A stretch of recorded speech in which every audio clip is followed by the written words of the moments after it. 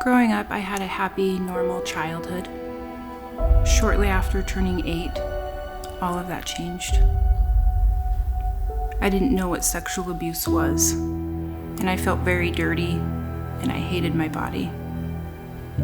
When we're children, we don't get a choice in what our subconscious minds decide that we're going to believe and take into our future. We're taking anything that's fed to us as truth, and what that does to us is that says, this environment is bigger than me, and so obviously they must be right, and I must be wrong. And that belief goes deep, and it goes to the core. I remember the first day I went into the special ed class, the teacher called me up in front of the room, and she goes, I don't know if you know this or not, but only stupid and retarded kids go to special ed. When a young person is rejected, that physiological state creates a context for the shaping of the brain, such that certain meanings also get attached, where those meanings can be incredibly negative, negative about oneself, negative about the world. The meaning is, I don't matter. I started to give up hope. So in order to cope with that pain, I started doing drugs. I decided that day that I was going to end my life. So I went into the bathroom to hang myself. I could feel myself dying, and all I could see is darkness. I got arrested, and it was apparent that I wasn't going to get out this time. When I hit that cell, and I heard that door close, it's like a sound you've never heard before. Almost all of our behaviors, all of our beliefs, our loves are all grounded in perception. Perception touches everything. It touches art, it touches beauty, it touches music. Everything begins with perception. You will never fix what you're not willing to face. You will never win your war by running from your battle. Right? The hurt might not be your fault, but the healing is your responsibility. When you open your eyes and look around, of course you see a world because that world exists. The question is, are you seeing it accurately? And I think all of us have an underlying assumption that our perception of the world is the world. Well, I'd like to challenge that.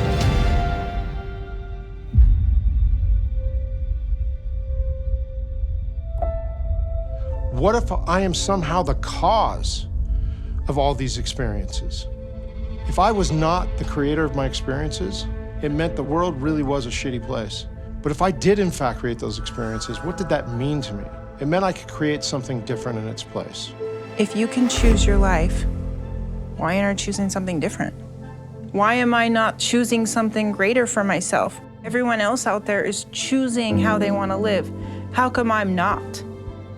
I cannot choose whether I'm victimized, but I have the ability to say, I will never be a victim, because there's always something you can do differently. And once you understand that you can always make a different choice and get a different reaction, and that's the power in your life, that's the power that you have, is no matter what's going on, you can choose to think differently, believe differently, see differently. All of those things are a choice, because you can always change how you think about something. For me, finding my voice was taking responsibility for everything that had ever happened to me. And when I say that, before anyone gasped, it wasn't my responsibility to take on how my abusers felt or what they did to me. It's what I felt about myself because of the abuse. It was the inner self-talk that ruined me. The mistake that I see a lot of people make is they expect the situation that hurt them to heal them. One of the worst ways to live your life is allowing a situation that's no longer a part of your life to control the rest of your life. The erosion of the self, that's the danger. I see people every day that tell themselves a story about themselves that they are worthless, that they're meaningless, that they're pointless, that their friends and family would be better off if they just died. Believing I'm worthless does not serve me, and I don't do things that don't serve me. want people to wake up and look at their life. One thing that my husband always said to me was, what if you're everything that you think that you're not, and nothing that you think that you are? That opened my eyes up. What if I am everything that I tell myself I'm not? I am great. Why did I spend so much time telling myself I wasn't? You are capable of more than you can ever possibly imagine.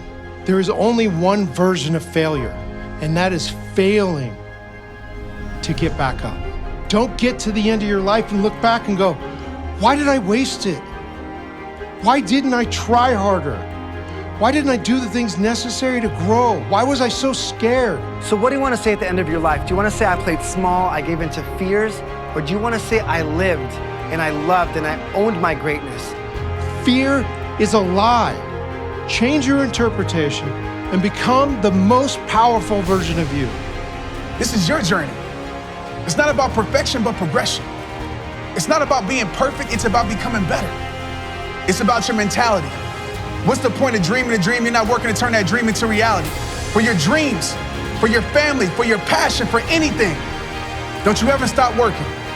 And always remember this, when the destination is worth reaching, the path won't always be perfect. It all starts with you. Let's get it.